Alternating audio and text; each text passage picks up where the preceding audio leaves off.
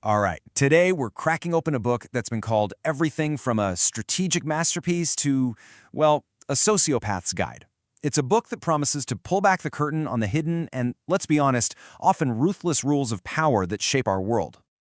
I mean, think about it for a second. In your own life, maybe at work, maybe even with friends. Have you ever gotten that feeling that some people are just playing a different game? A game where they seem to know all the rules, and you're just trying to figure them out as you go? Well, the core idea we're diving into is that power isn't just about luck or talent. Nope, it's a game. A really complex, sometimes brutal social game with a very specific, often unwritten set of rules. And this book, it claims to be the one and only rule book. So what exactly is this guidebook? Well, it's basically a massive synthesis of 3,000 years of human history, all boiled down to the timeless principles of how people get power, and more importantly, how they hold on to it. And here it is, Robert Greene's The 48 Laws of Power. You've probably seen this cover before. It's an international bestseller that's become a permanent fixture on the bookshelves of CEOs, artists, strategists, pretty much anyone looking for an edge. I mean, the whole premise is just incredibly ambitious, right?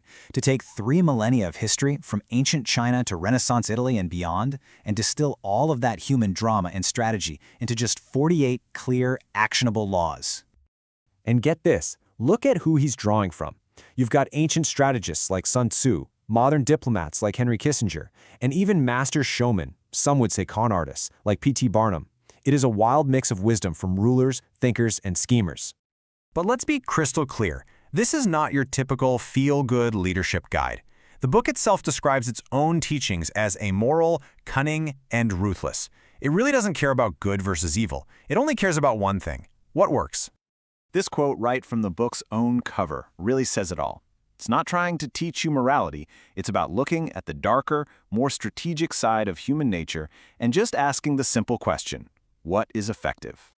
And this right here perfectly illustrates the book's incredible range. On one hand, you get these laws of pure prudence, like law number 1, never outshine the master, advising you to be subtle, to defer.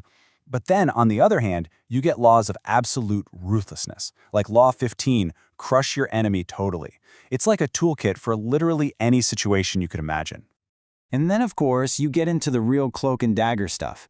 A law like number 3, conceal your intentions, isn't just about being quiet about your plans. No, it's about actively misleading people, using smokescreens and red herrings to keep your rivals completely off balance. So all of this raises a pretty big question, doesn't it? Who is this book actually for?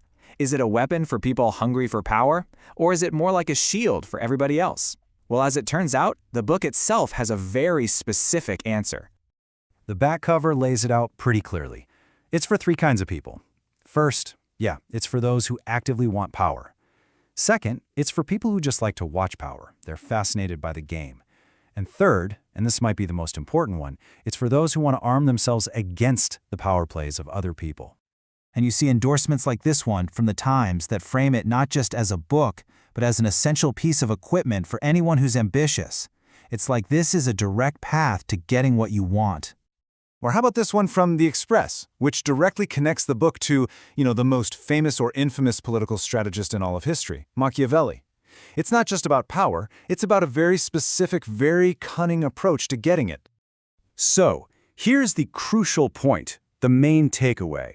The book's goal is to strip away all the polite fictions we tell ourselves. It claims to show you the world as it is, not as we wish it would be. It's presenting the laws of power in their raw, unvarnished essence. Which, of course, leaves us with that final, critical question. Is this kind of knowledge a dangerous weapon? Or is understanding these raw truths actually an essential tool for survival in the world we all actually live in? That's the question.